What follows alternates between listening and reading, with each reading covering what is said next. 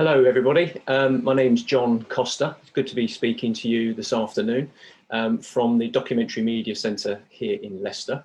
I'm a freelance journalist and I've been very lucky to be involved with Tina Barton from the Doc Media Centre here in a project called Shine, finding out a little bit more about what it's around, who's involved, the kind of story behind it. And it's a fascinating story, and hopefully over the next hour we'll be able to share some of this with you and you'll find it interesting. Today also marks the launch of the new website, which brings together lots of information that has been learned over the project. And also we've done some interviews with various people to inform you a little bit about where it's come from, the concept around co-production as well, and finally some external partners as well. We should be joined around about 1:20 by two Shine workers who we're going to have a conversation with about their involvement in the project, what they do, why it's different, and I'm looking forward to speaking to both of them at 1:20. Okay, so let's start off first of all with some information, tell you a little bit about what the project is. It's a National Lottery funded regional YMCA project, and it's aimed at improving access to accommodation and support for young people that are experiencing complex needs. It's been underway now for 2 years, so the website launch today is the culmination of that first 2 years, during which time complex needs workers, known as Shine workers, have been recruited to work in 6 YMCAs across the East and West Midlands, and they're providing intensive wraparound support to those that are most in need. Now, there's been a commitment from each YMCA, and I think this is one of the most exciting aspects of it, to make an organisational shift in their understanding and response to complex needs. And that's ensuring that the whole environment is conducive to meeting the needs of marginalised young people.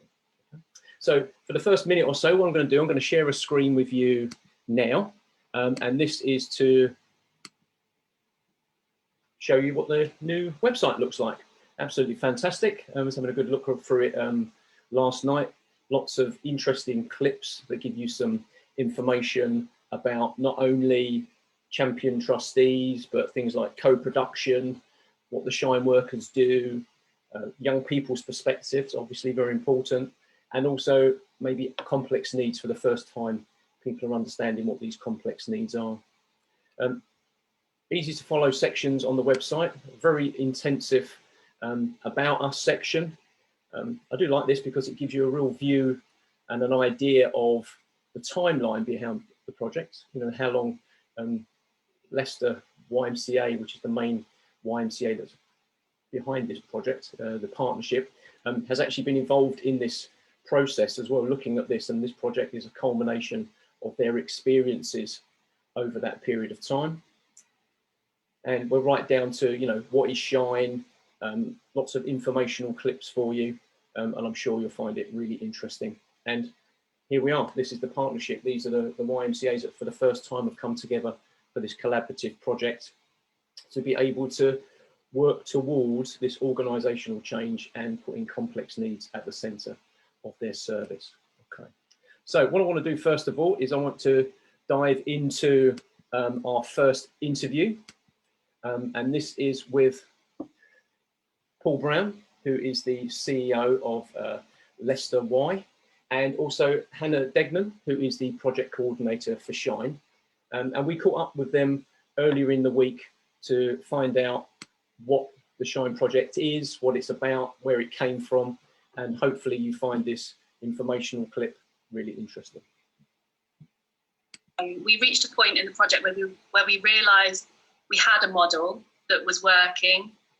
We were getting really good feedback from young people who were receiving support through their Shine worker, but we were also receiving really good feedback from YMCAs who were saying, do you know what, this has made a difference.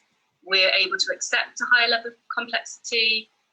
We're able to sustain young people's accommodation with us and kind of understand more about their experiences and how that impacts their understanding and ways of communicating and building relationships. So it seemed, yeah, it was a natural point to say, actually, this has worked for us, and start to share some of that with other YMCAs to say, is this a model that you'd be interested in taking on to kind of improve your access to support and accommodation for young people with complex needs? So Paul, quick question for you. You mentioned in your interview that's also made the film, just in case you didn't know, that made the film. You're saying about, you know, this felt like a project that the Y should be doing anyway, and I think you also put it in your invitations to other Ys that should consider it. It's like, well, if not us, who? Do you think it really is that kind of groundbreaking? Yeah, I think it is. I think as a young people's organisation, YMCAs, we tend to work with the most challenging YMCAs. I think in modern society, not many young people would choose to live in a YMCA. It's because of circumstances why they tend to live in a YMCA. I think this project is about ensuring that all young people have access to our services, but not just that they have access, but we have the knowledge and the skills to work with those young people, regardless of what they turn up on our doorsteps with. So it gives us an extra, you know, string in our bow, really, to provide that additional support those young people have had a bit of a bumpy journey, and a bumpy journey that's been out of their control. You know, sometimes young people go a bit wobbly, and it's for us to try and get them back on the straight and narrow and try and offer that support. We get wobbly, but we might go back to our nice houses, our nice places that we live. You know, we may have cars, music, you name it. And some young people don't have that opportunity. So it's about helping them to get back to where they feel they're grounded, but also giving staff the skills to support that transition, that route.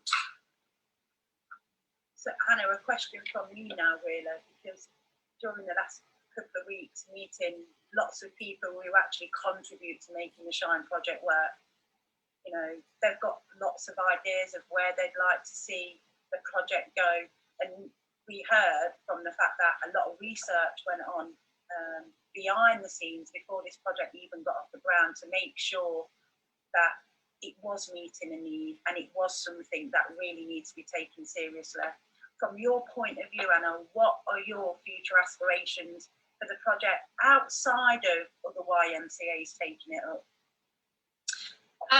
For me, it's about ensuring that the changes we've made are sustained, so that it doesn't, we don't leave Shine just as that was a great 2 years, wasn't it fantastic? But we have structures in place where we can continue to share learning, so things like communities of practice, that we continue to look at how can we support staff to deliver high quality support to young people. Do they have the right training? Do they have the right reflective spaces?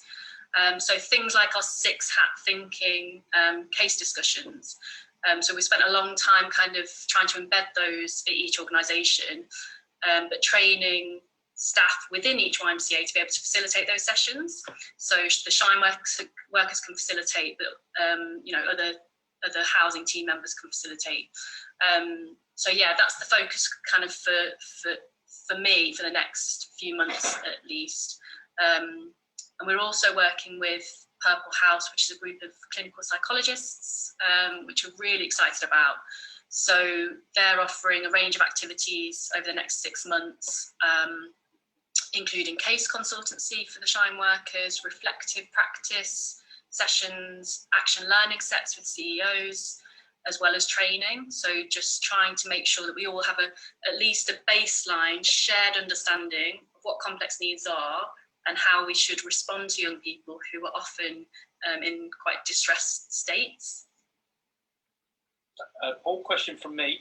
I think one of the interesting, we'll probably both say one of the most interesting things about this particular piece of work that we've done is from talking to several champion trustees through to CEOs like yourself, through to Hannah as the project coordinator, through to Olivia, the Shine workers, and some of the young people themselves.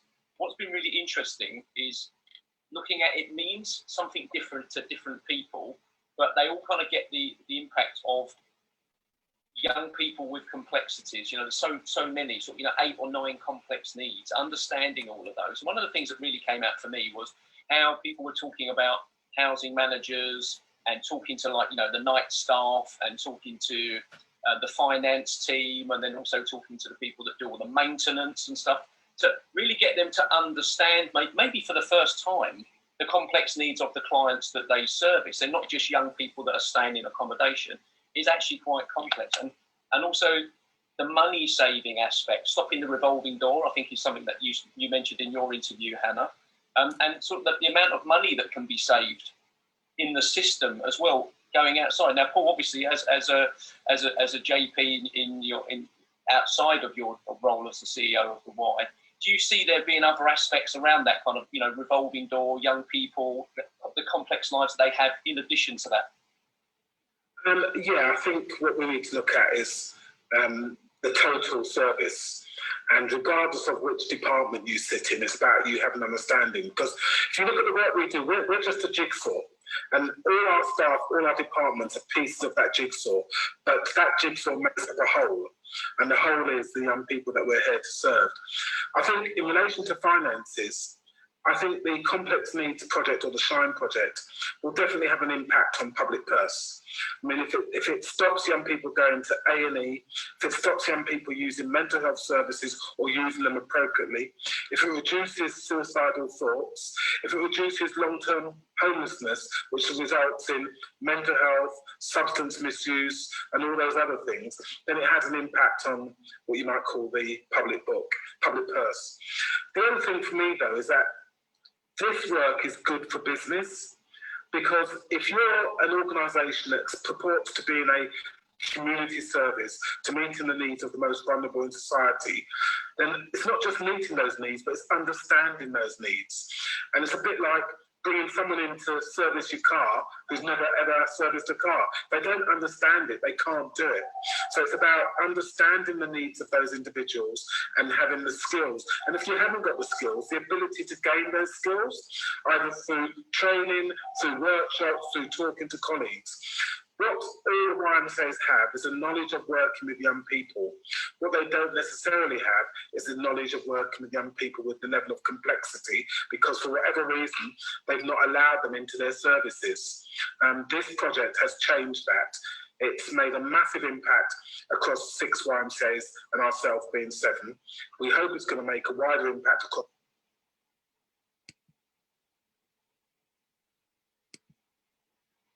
So fascinating insight there from both Hannah and Paul, from their own perspective as well. What's behind it, what's involved. I think what's really insightful as well is Hannah was mentioning about working with the Purple House Clinic, and we'll be having some feedback from Dr. Vicky Edwards from there as part of this newsroom as well towards the end. So let's have a little bit more of the website. Let's get this up for you.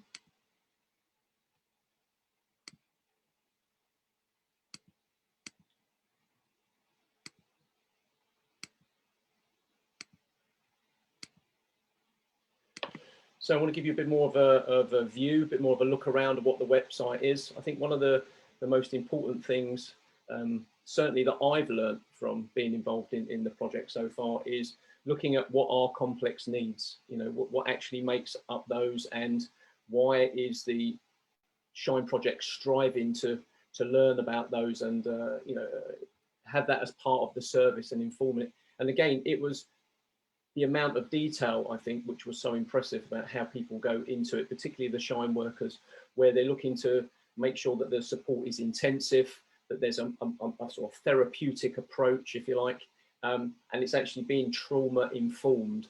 And I think that's one of the things that's really key. So let's have a quick listen to what is a complex need.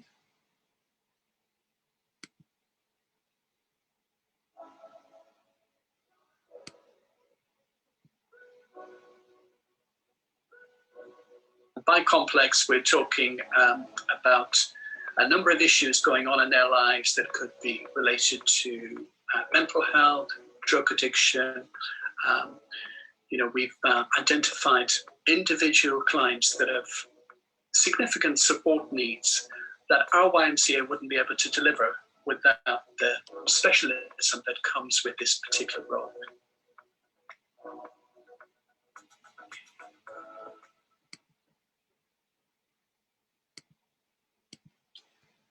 So some really good, insightful, small clips that are now available for you to look at on the website. And alongside on this particular page at the top here, I think this is, for me, one of the most interesting ones as well, is that throughout the project, that young people's perspective are so important, and we'll come on to talking to Olivia Venning in a little while as well about the role of co-production and what that plays. But I think this person who we interviewed, Theo, gives some really interesting insight as well. So I'll play this for you.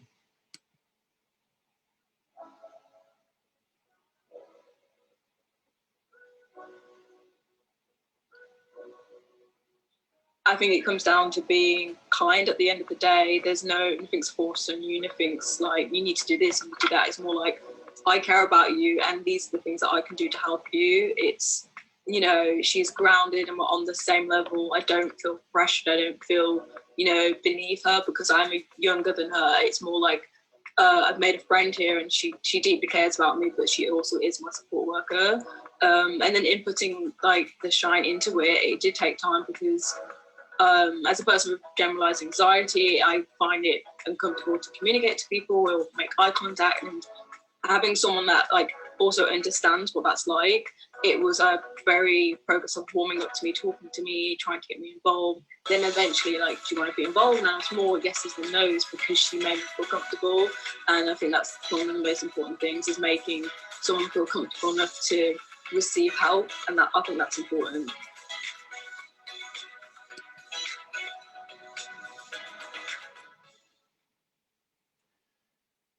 Yeah, it was fascinating talking to Theo and also some of the other young people as well. Incredibly articulate when it came to talking about the level of help and support that they were getting, and the time that the Shine workers were taking to talk to them, to understand their situation. Also, the Shine worker having a slightly smaller workload than some of their other colleagues, which meant they had more time to dedicate. So rather than sort of specific chunks of time, you know, you've got half an hour, you've got an hour, there was an opportunity to do a session where you got to some sort of conclusion where it wasn't about time. It was about the young person being able to find out the information they wanted, whatever that was, internally or externally, working with partners, and also maybe helping smooth that path for them as well with some support services, whether that was mental health or criminal justice, whatever that was. So let's have a quick flick onto some of the other tabs as well that's on the website. This is a really interesting one as well, because it really gets into Shine's model and how does it work. So I'll skip past the wording here just to get down to this, because I should imagine this is some of the stuff that the guys, when we get Scott and Murray, who are joining us shortly, talking about, you know what I mean, sort of, you know, where does it come from? You know, young person led, trauma informed, things like, you know, holistic, no wrong door. Again, this came out really with a lot of the interviews that we've done in order to pull together a bigger film, which will be launching in the coming weeks, following on from the website. Was very much around being able to find out what the backstory is, taking the time, and you'll hear Dr. Vicky Edwards talking about that as well shortly. So let's scroll down a little bit more. It's got things like strategic priorities. You know, it's asking organizational change. I think that's one of the other things that was so fascinating about the conversations we've had with particularly the champion trustees, and hearing from some housing managers as well, that they're able to understand a little bit more about the complexities of the young people that they've got. So the young people from the finance team, you heard Paul mention it there, right through to, you know, front of house staff. Suddenly it's not just about the young person that they see, but the understanding of why they're there and the importance of the service that people provide. Okay, so let's stop sharing that screen for a moment. And what we'll do now is we'll move into having a chat with the Shine workers. And so we're joined by Scott and Murray now. So let me let them in from the waiting room so that they can both join us. And that's great. And here's Murray and here's Scott. Welcome, guys. Hope you're having a good day wherever you are. So Scott McGinn, you're joining us from YMCA Lincolnshire. with your fantastic artwork behind you on the wall. Shamelessly branding the whole newsroom. Well done. Congratulations. We must get you here in Leicester, graffitiing a few walls here as well with that great stuff. And also with Murray Graham, who's the shine worker in YMCA Wellington, which is just outside Telford, is Telford, that's right, yeah. Fantastic. Yeah. Guys, thanks very much for joining us. It's really important. I think that, you know, we've heard from young persons' perspectives. We've heard an interview with Hannah, the project coordinator. We've heard from Paul, obviously the founding YMCA behind the project here in Leicester. But I think it's really important that people understand that when they look at the website and they look at the priorities and the models, that, you know, what you guys do, why is it different? You know, why is it different from anything else that you've done it? Why is it different from being a housing worker? Okay, so who would like to go first? There we go. Let's be very democratic. Who would like to go first? Oh, there you go. Scott volunteered. Scott volunteered. So Scott, tell us a little bit about why you think Shine is different from your perspective. I think having, like a lot of us, I worked in a different setting that wasn't doing this before here, and you do get to feel the difference. I think what it did for me, apart from I feel like a much better support worker than I ever was sort of 2 years ago, which is really nice. I think the thing that was really obvious at the very beginning was that you had time to be intense with people, and I never felt rushed and like I didn't have time to make myself understand things, and I couldn't invest in people. And before, and you touched on this a little bit, John, as well, like before, when I had a much bigger caseload of a different kind of chaotic people, I never really felt like I sunk into people, and this has kind of given me an excuse to do that. And it was helpful to start off here, at least, with my role and then a very distinctly different role. So actually, even people that weren't doing the Shine stuff could kind of really aggressively invest in the good stuff that they were doing in their specific role and be a bit more, I don't know, a bit more intense. And it just feels a bit cleverer as well. Okay. And Murray, from your perspective? Just to add on to what Scott's said there, I totally agree with that. I think when it comes to working with certainly the young people at YMCA Wellington, we work specifically with 16 to 25-year-olds in our supported accommodation. That time is just so important, just to be able to build up a relationship with them. And you don't always have that in every job, because it's very like kind of outcome focused. You know, there's targets to be met and whatnot.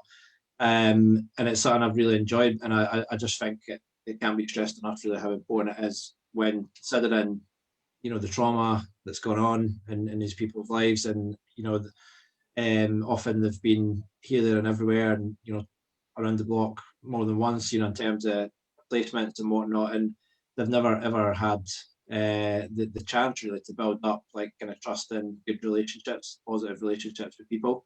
More often than not, you know, I understand that, you know, that each service has their own way of doing things, but I think what I've really enjoyed is just having that time. You know, these people have, you know, a lot of the time the trauma hasn't happened overnight, and it's been a long time, you know, and they've got very, very complex backgrounds, and you just need that time really. You need that time, even if you're not actually doing much with that person in the first few months. You need that quality time, and I'm just helping them the little bits and building up a good relationship before you start to do it. And I feel some of the ones we've got here, you know, that sort of been with us kind of a year or longer, you're still not even at that part where you're actually building up a good enough relationship where they're completely honest with you, because it of course takes time. So I've enjoyed having that, and that's definitely something where it's different. I think just as well the general approach for me is what Shine's all about. We talked about this before, John, when we met, and that's what we're trying to do. It is just give these young people a completely new experience. They're generally, we find they're pretty used to being, you know, kicked out of places for sometimes what I consider to be quite minor stuff, and we're trying to get away from that, and it's hard for them to understand. And a lot of the time, I think, you know, once you get into it, it's a lot of the time they're deliberately doing that, you know, because they're not used to feeling comfortable in a place. They're not used to people being nice to them and people not responding. That's normal to them, and we're trying to get away from that, and just give them a completely new experience of supported accommodation, of adults, of human beings, because a lot of them, their whole life's been filled with, people letting them down, people being violent, abusive towards them, people punishing them and stuff like that. Yeah.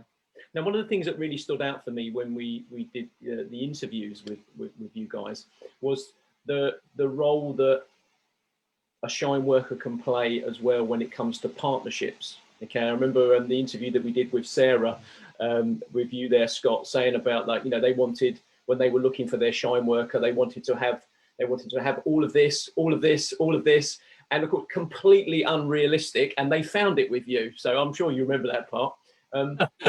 What shone through was your ability to build partnerships with people. You knew who the support services were. Now, whether that was, the Prince's Trust, for criminal justice, mental health, housing, you had some relationships already. So, for example, if we were looking at another YMCA now that's looking at this, wanting to take up the Shine project, what would you say makes a good Shine worker before they come to the project?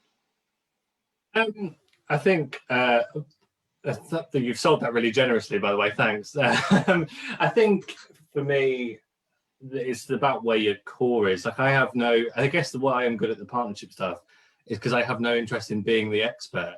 There's so many people that have got so much to offer, and all I'm really interested in is knowing and understanding and having good relationships with the people. It's always my first thing.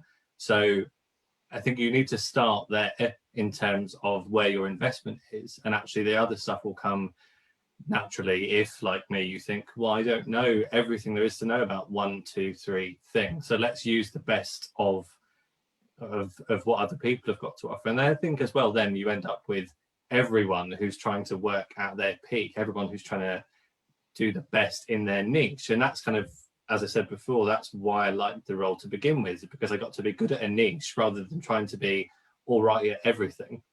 And that's how you get the best from people in terms of the partnership stuff. And I just think people who are genuinely interested in working in a person-centered way and are invested in young people and want to do what feels like real support work, want to get to know people and have good relationships, I think is a core thing for me. And when we talk about trust as well, I mean, this came out in many of the conversations that Tina and I had with people, particularly the Shine workers, is the fact that sometimes when the young person comes to you, you're just another adult that's in this journey. I mean, Murray touched on that, and then we used the term revolving door. So they're only going to trust you up to the point where the last adult let them down, and therefore you're almost starting at that point, and then you're building it. Do you feel that the young people feel as if you're as much on that journey with them, because they, as you said in your interview previously, they are very honest with you, and you've got to get them to the point where they reveal a little thing maybe they didn't want to, then you're starting to make some progress? Yeah, I totally agree with everything you've just said there, and I think it is that like I said before, I mean, these people have sometimes been let down by the closest people to them, whether it's a parent or a close friend or someone that they never ever thought would, ever hurt them or harm them or let them down, and it's happened to them. And then possibly since then they've gone on to be let down by more people, more professionals in their eyes. And yeah, I'm certain that when a lot of people come into us here anyway, they are just expecting you to be another one of these people that will kind of tell them what to do for a little while, and inevitably it won't work, and then they'll be out the door again, in however long it takes, a few weeks, a few months, and that's why I said that the first answer, just that time, you simply just can't do it. You can't change these things overnight. It takes a long time for a lot of people, and yeah, you just need to build up, start doing I think we've called them wins and stuff like that, and Shine. So, and I came up with a model, I guess, as part of Shine, the sort of healthy dependency to interdependency model, that is basically, that different approach right for the start is actually doing stuff for them, and that might go against what some people think is the best thing to do in terms of supporting them, but it's doing that stuff for them, and it's actually letting them know, look, I'm here for you, I'm going to work for you. If that's what it takes to get you engaged with me, I will do this for you. And then it's over time, progressing along to where they're more confident doing it themselves. And yeah, like you said, along the way, you can just notice it. They'll start to maybe just to be a little bit more honest about possibly, you know, the substance use or the mental health. And then actually they might take a couple of steps back because they've thought, oh no, I've gave away a bit too much there, or they're going to kind of ask me about that. And it really is a journey, really. And it can take a long, long time, but it's why it's so key having that long opportunity to, you know, spend time with them. Yeah, I remember you saying as well that where you were there in Telford, because there tends to be only maybe one service provider for each of those particular areas, that sometimes the young people came with, you know, maybe a negative experience of that service or a poor relationship or reputation with them. So actually you had to repair that relationship and then do those introductions, because that was the only support service there. And I kind of picked that up from Scott as well, that you've got to know what's going on as a Shine worker externally before you can help your young people, to put them at the centre of what you're trying to do for them. Yeah, I think we talked about that, and I was saying it works to your advantage in a way, coming somewhere small like Wellington and Telford, because you can get to know the different services and the different people working there, and you can understand what they do, what the criteria is, etc. But yeah, the other side of that is obviously that these people we're working with, they have had negative experiences there, and they think, oh, it's just going to be the same. But that's kind of what we're here to do, and it's a bit like what we're trying to do, you know, give them a new experience of a professional, I guess. And then, yeah, as you build up that trust, it can just be, let's, you know, try it. What's the worst that could happen, kind of thing. And it's just kind of about selling it to them, and it is so important, the partnership work. Yeah, I think Shine's brilliant, but at the end of the day, you know, we're not experts in any of these areas, and a lot of the time people need that outside support. Yeah. So Scott, a quick question to you, and then we'll bring our conversation to a close. I mean, one of the things that has been spoken about by lots of people, and we'll be talking about this in a moment with Olivia Venning when it comes to co-production, is this kind of organisational change that you're inviting other YMCAs to come on this journey beyond this two-year pilot, if you like, to get involved with, because obviously your caseload is slightly smaller than some of your other colleagues, and so you're getting to build relationships with other team members as well, and getting them to understand that maybe putting young people sort of, you know, that kind of intensive support, being trauma-informed, therapeutic approach is really important for them as well. You're actually starting to bring some change within an organisation. Yeah, I think if my top most sort of interested thing is about being super person centered, then the second most attractive thing about a work like this is the organizational change stuff. You know, and as long as there's an appetite for it and you feel like there's space for it, then that's really lovely. I've been quite lucky to, and as I think quite a few of the Shine workers have, to deliver a lot of training to other colleagues. And you know, we have quite like a strange mix of services. So I've done stuff with the nurseries team and the youth team and inside housing, and it's really lovely to kind of share that kind of expertise with people and things that you find work. Because again, it's not, I'd still have no interest in being an expert. So it's just sharing things that you know are powerful and that you've seen work, and then going figure it out for yourselves in your own setting. I can't tell you how to do it in a nursery, but I can tell you it works if you try it. And that's probably the other thing that I find really attractive, is feeling like things are moving forward as a whole organisation. Getting that kind of professional practice development and feeling like people are kind of learning along with you is really lovely. Totally, yeah. I think what's good talking to you guys as well is you're not in big cities, you know what I mean, where there's lots of services and stuff. I mean, suddenly it appeared to us that the Shine worker had to be really key in some of the locations like you were talking about there, like Lincolnshire and, you know, Telford, Shropshire. You know, you've got to work with who's there. There's no alternative, and therefore by putting the young person at the centre, you've got to help them to either repair relationships or consider going back to a service that they previously had a poor experience of. I think it's really important. So, you know, fair play to you guys. You do some good stuff, and that's why we felt it was important to talk to a couple of the Shine workers today. We spoke to some really kind of fantastic Shine workers. Kirsty as well, particularly stands out the work that she was doing. So it's good to talk to you. So I'm not going to let you off without doing something that we did in the in the film, yeah, which is what is shine to you in one word. So we'll start with Scott. What is shine to you in one word? We weren't very good at this at Lincolnshire, were we? Impactful. Impactful. Now, you never said that before, so that's good. I didn't. We might have to take what you said in the film out and put that one in. So impactful, that's good. Okay, Murray. Yeah, if you could do that for me as well, that'd be good. Because I'm pretty sure I used 2 words. I had one job and I gave you 2 words in the end. But for me, it would be different. Different. Yeah. So impactful. Different approach. Yeah, different experience for the young person.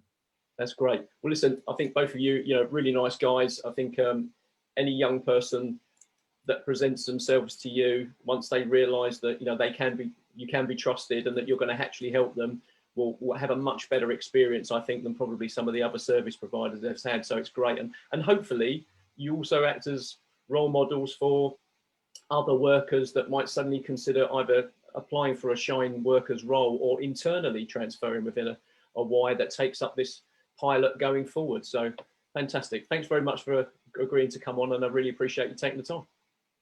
No worries. Yes.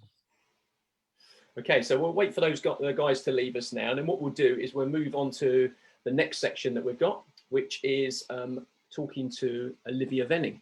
And then my colleague Tina spoke to Olivia earlier in the week about her role when it comes to co-production across the region. So it's actually quite a difficult role, I'd say, because it's actually regional. Building relationships with young people in new venues as well. So she's the Regional Young Experts Panel Coordinator. Fantastic job title. Comes with a lot of responsibility. So let's share the screen now. And what we'll do is we'll listen to Olivia.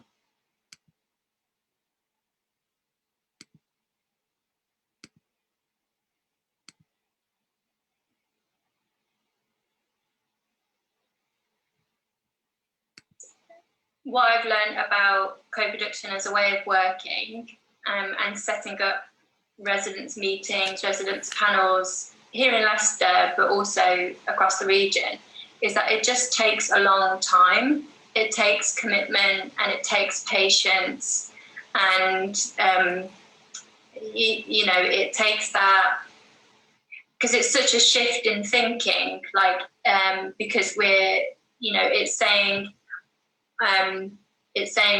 I'm not the expert. I don't know what I don't know what it's like to live at a YMCA. That's not my experience. So in order to make the services better, we need to hear from people who do or have lived there. And so that's such a different way of approaching things. And for lots of our residents who have never been asked their opinion or have maybe never been trusted to be a part of a group or have a level of responsibility to have a say on something, or be responsible for leading on something, if they've never experienced that before, it's an alien kind of concept to a lot of our residents. And so it takes that time to convince, to persuade them, to show them that my ask of them is, our ask of them is genuine, we genuinely want to work with them and collaborate together and bring them on side. So, my highlights, I guess, have been those times when the light bulb there's been a bit of a light bulb moment with some residents that I've spoken to, where, I've said to them, that idea that you just had is great. Can we meet up to talk about that? I want to know if we could make that into something. And then they do actually come and meet me, it's, when it's that realization of they feel more valued and their contribution is valued. And hearing similar stories from around the region as well is great. So I think you're totally right. Working with young people with complex needs is not a quick win. You know, you do have to invest the time. For people to think, oh, we can create a board of young people within 6 months is not realistic. Actually, you have to be committed for the long haul. And I suppose as well, what I picked up from you just there is the importance and powerfulness of young people's lived experience, and how, when it's extracted right and it's given in the right way for the right reasons, can actually help benefit these organisations to actually get their service delivery, you know, more reflective of what is needed. So yeah, really powerful stuff you're doing, Olivia, I've got to say. So I suppose what I'd love to finish our conversation today, because obviously we're speaking to other people as part of the newsroom. We're going to be talking to some of the Shine service users and some of those agencies like the Purple House, the team at Purple House Clinic, who are working in partnership with you guys to co-deliver services and stuff. So I suppose we'll bring your interview little chat to an end by actually just asking you, what are your personal aspirations for the Shine project? Outside of it being rolled out across other YMCAs and those taken up, what would be your aspirations for the project? Yeah, I think for me it's the organisational change element that I find really interesting, and I suppose my aspiration would be that the principles that Shine brings become just a normal part of what it feels like to work at a YMCA, and that, you know, it would be normal for staff to think in a trauma-informed way. It would be normal to work collaboratively with each other and residents, and all in all, that you know, it would be great to see that happen and how that would benefit the experience of the staff who work there, but most of all the residents who live there would have pride and ownership and over where they live, and have had a positive experience before they move on into independence.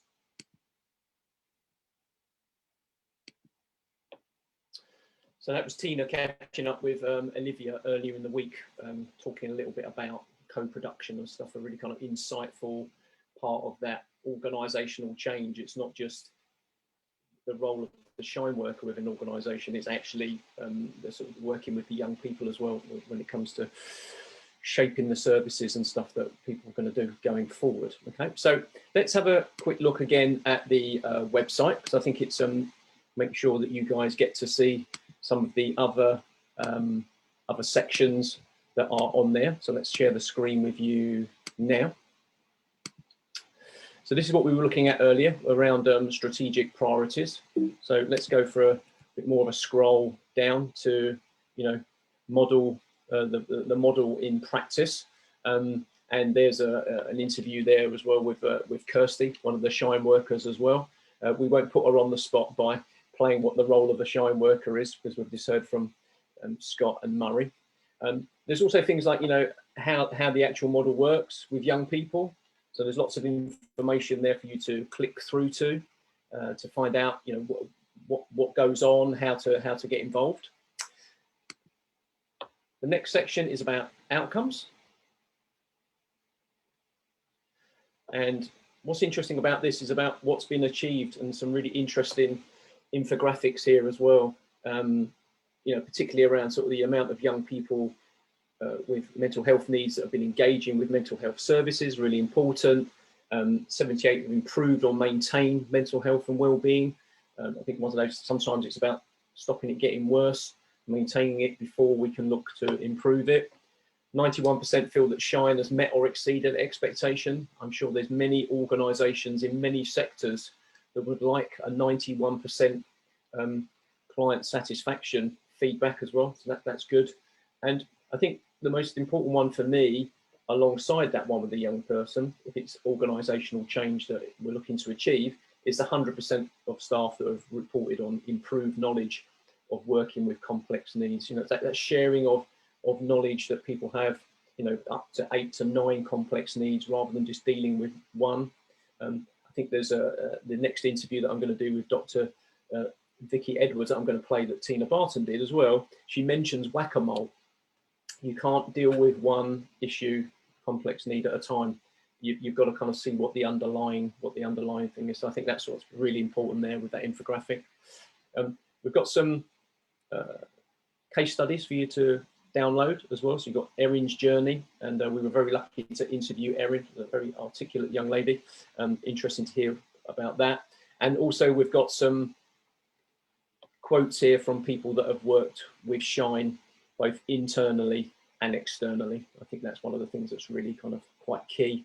You know, my Shine work has helped me with my mental health, although I've had counselling in the past. So what we touched on with Scott and Murray there about sometimes these young people have been through this revolving door and on quite a journey before they get to you. You've got to get to the point where you're the trusted adult. There's some really interesting resources as well here for you to have a look at, to find out more about the project, particularly if you are from a YMCA anywhere in England and Wales that is looking to take up this opportunity. And I certainly would encourage you, if you're a worker, take it to your manager. If you're a manager, take it to your boss.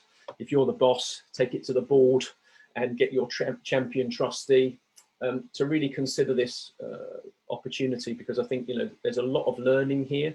There's a lot of hard-earned evidence as well over the last 2 years that they'd be willing to share with you. And I think this is the thing that I've really got from talking to Hannah over the last couple of months, is the willingness to share the learning and go on that journey with other YMCAs, and I guess also external partners. You know, working in collaboration with people is quite key. Okay, so lots of information here that you can see around organisational change, and also things like, you know, evaluation and impact reports, and also co-production that Olivia mentioned a moment ago. Okay, so the time now is coming up for 10 to 2. Okay, so we've got about just over 10 minutes left. So I want to play you some clips now, 2 specific clips from the interview earlier in the week that my colleague Tina Barton did with Dr. Vicky Edwards, who is the director of the Purple House Clinic here in Leicester. And this is about the support that they've got and that they're providing for the Shine project. So let's tee this up.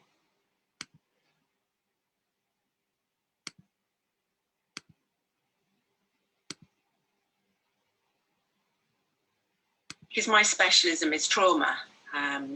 Not everybody's cup of tea, but that's my specialist interest and an experience, really.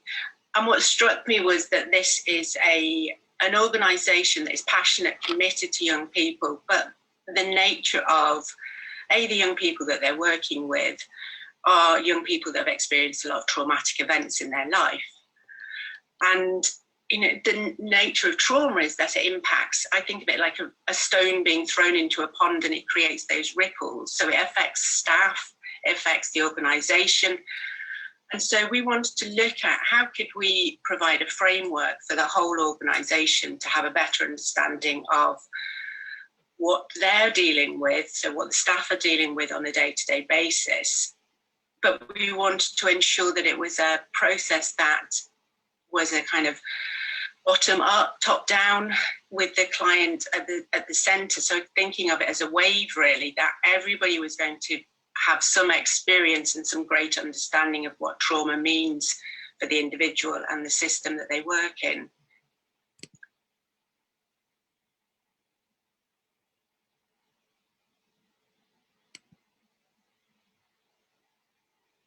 Our ultimate aim is that young people who have experienced adverse childhood events and trauma become empowered and are able to make better choices. You know, that's my bottom line across all the jobs that I do. You know, I'm very passionate about young people, and particularly young people who've had adverse experiences.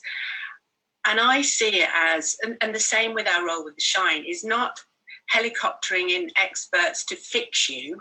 It's to support you, to create an understanding, to understand how trauma has affected particularly an individual. And I think, you know, knowledge is power.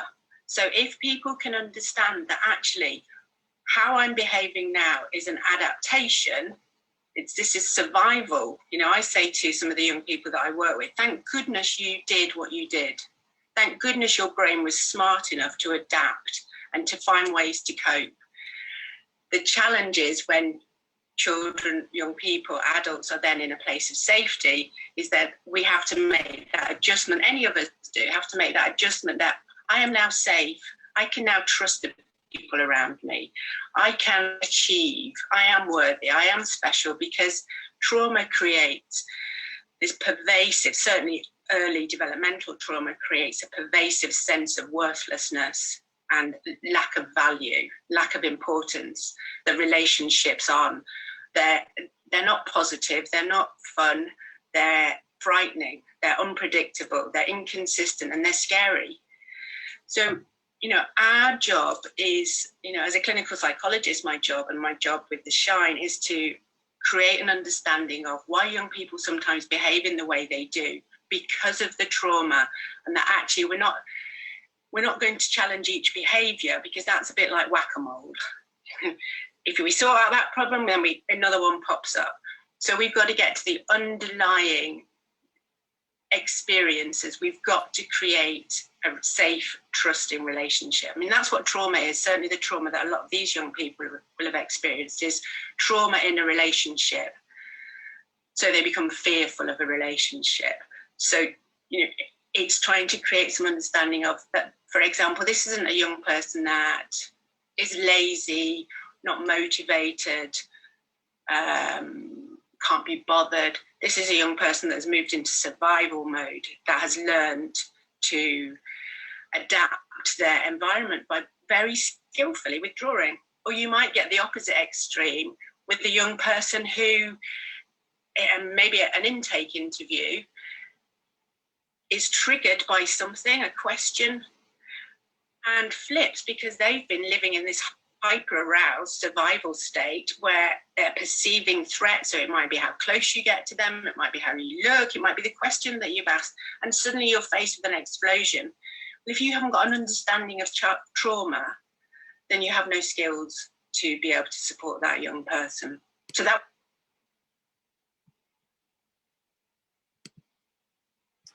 It was a very interesting conversation with Dr. Vicky Edwards there at the Purple House Clinic here in Leicester, talking about trauma and how important it is to think about that and understand it. And I think that's why it's such an interesting subject. And, you know, fair play to Hannah reaching out and sort of explaining that this is something that needs to be part of any kind of service that these guys are going to be offering with something like the Shine project.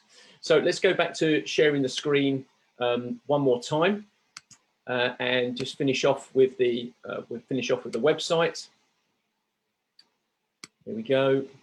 And what I just wanted to do here was to go back up to the top and just click on the final section, which is the contact page. And that might seem a really weird thing to finish off with, but I think it's vital that anyone that's watching this that wants to find out more information, whether you're an external partner or you're an internal partner, if you like, across YMCA, England and Wales, and again, a special thanks to them for all of the support to the Shine project. Please get in touch. You know, Hannah, as the project coordinator, is willing to talk to you, answer any questions, share any information, explain anything that's on the new website, shineproject.co.uk. Maybe provide some more information. I know there's going to be more filmed clips coming out, and we're working towards a bigger film as well, which will build on this work, the interviews that we've done, to share more information with people. Maybe you could show it at a team meeting. Again, share it with your boss or your staff team. And the other thing is as well, I think that a willingness generally that Tina and I found while working on this project is it doesn't matter what role the person played within the Shine project, or even the young people themselves. They were all very willing to be incredibly honest about the impact that the Shine project has. You know, it's not all been easy. It's been a long road with lots of good learning along the way, and sometimes it's how you trip over as well as how fast you're running. I think Hannah and the team, and particularly Paul from a CEO's perspective, and some of the champion trustees that we spoke to, are very willing to talk to people face to face and share information about how the Shine project could help you bring about organisational change, and also help you deal with young people's complex needs and answer some of those questions where you can really start moving towards that kind of, you know, the therapeutic approach, providing intensive support and being trauma informed. Okay, so hopefully you've enjoyed this this short newsroom. Trying to give you a snapshot of the new website, which is fantastic. It's live. Go off and test it out. And a big thank you to the people that were interviewed, obviously Paul and Hannah, Scott and Murray for taking the time out of their busy days to join us live, and also Olivia and Dr. Vicky Edwards. So thank you very much for your time. Hopefully you've enjoyed that. There's been lots of engagement on Facebook, lots of comments and stuff. It's great. You know, feel free to build on those comments. And I know Tina's been answering some stuff, and I think Carly as well from the marketing team at the Y has been really helpful in making sure that we can stream this through the Y Charity Leicester's Facebook page. So hopefully you've enjoyed it. It will stay here now for you to view again. Feel free to share it with any of your colleagues, and just want to say thank you very much and enjoy the rest of your day. Thank you.